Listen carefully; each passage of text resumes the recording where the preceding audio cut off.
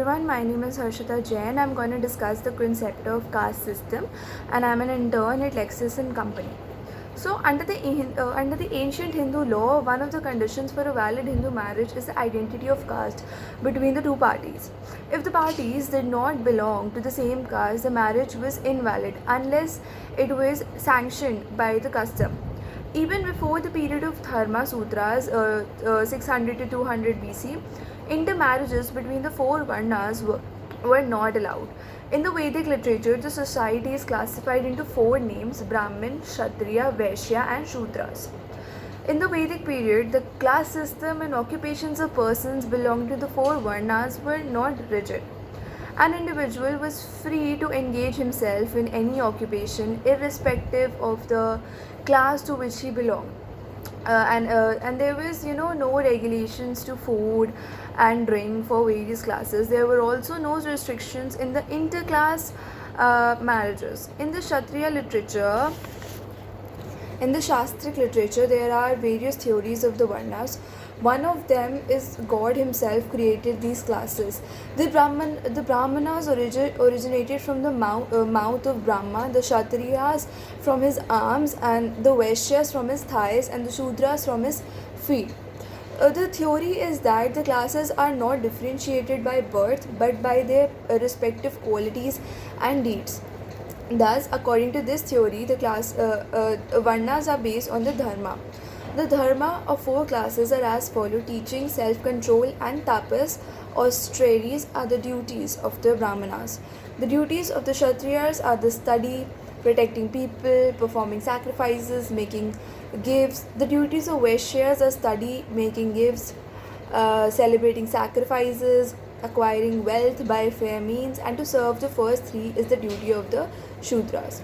According to Manu, among the social duties, the most creditable are teaching the Vedas for the Brahmanas, protecting the people for the Kshatriyas, and trading for the Vaishyas.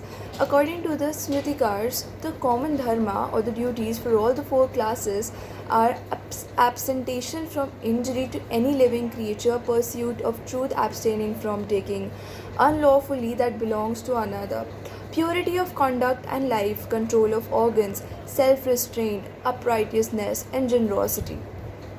Visvarupa, the earliest commentator on Yajnavalkya, commenting upon Yaj verse 56, states that the marriage of a Shudra girl by a twice born is prohibited.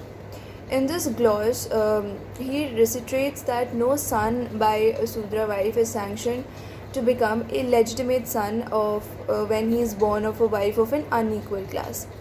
The marriage of a woman of unequal caste being itself prohibited in the Kali age. The Smritikaras mention two forms of the intervarna or interclass marriages. These are the pratiloma marriages, that is the marriages that are between a woman of superior caste to a man of an inferior caste, and were altogether prohibited, and no rights were prescribed to them in the Griya Sutras. The issue of such unions were declared to be outside the pale of the sacred law. The Kautilya's Arthashastra also regarded pratiloma sons as sons born unlawful. Union anuloma anuloma marriages are between a male of a higher class and a female of a lower caste, which was held valid. In the Vedic period, when the Hindu caste system had not become rigid, interreligious and intercaste marriages were performed.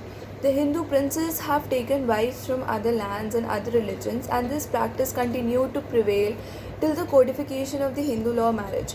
Before passing of the Hindu Marriage Act 1955, in Chandra Mani Dubey versus Dubey, the courts expressed the view that there was, no rule of Hindu law which forbade the subsistence of a marriage between the parties, one of which was a non-Hindu and the other was a Hindu. When the caste system or Varna system of Hindus came to be formally established, the intercaste and even the inter-subcaste marriages came to be prohibited.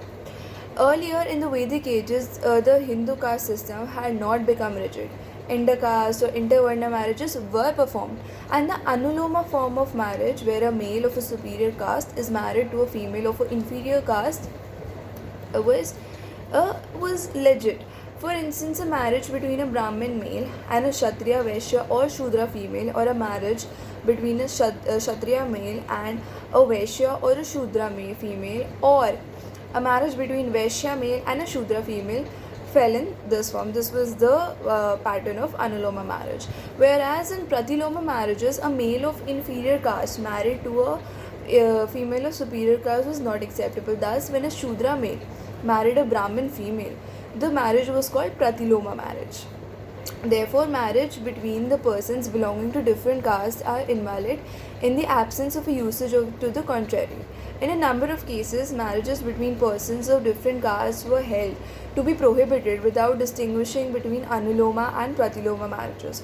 But marriages between persons belonging to different divisions of the same main caste are held valid. Like in the case of Inder Singh versus Sadhu Singh, marriage between a Sikh man who professes to be a Hindu and a Brahmin by caste and a woman who is a Brahmin Hindu. Then second case was Manikam versus Pongavamal 1933, MWN 185, where a marriage was held between a Shudra and a Adi Dravida. Then third comes your Raghava Dos G versus Raju Baya 1942, MLJ 205, where a marriage was held between two Bairagis. Then fourth is your Nagappa versus Subramanian ILR 1946. This was a marriage held between a Nattukottai Chetiyar with a dancing girl. The status of such marriages was improved by legislation. The Arya Marriage Validation Act of 1937 provided that no intercaste marriage between the Arya Samajis was invalid. The Hindu marriage removed validated marriages between the subdivisions of the same caste. The Hindu Marriages Validity Act 1949 validated a marriage between parties belonging to different religions within the framework of Hinduism, caste, subcaste, or sects. The Hindu Marriage Act of 1955 has replaced the latter two acts. The Act of 1955 prescribed the conditions for a Hindu marriage, that there is no requirement under the section 5 of the act that the parties of a Hindu marriage should belong to the same caste. So intercaste marriages are now perfectly valid under Hindu law. Under this act, any two Hindus can marry. The requirement of a pure Hindu law that both parties of the marriage must belong to the same caste was changed from time to time through legislations providing intercaste marriages. Similarly, the prohibitions on the basis of Gotra and Pravara was also relaxed through legislation. Marriages between Hindu, Jain, Sikh and Buddhists were also legalized. The Hindu Marriage Act of 1955 validated such marriages. If there are any questions, any doubts, do mention them in the comment box. Thank you.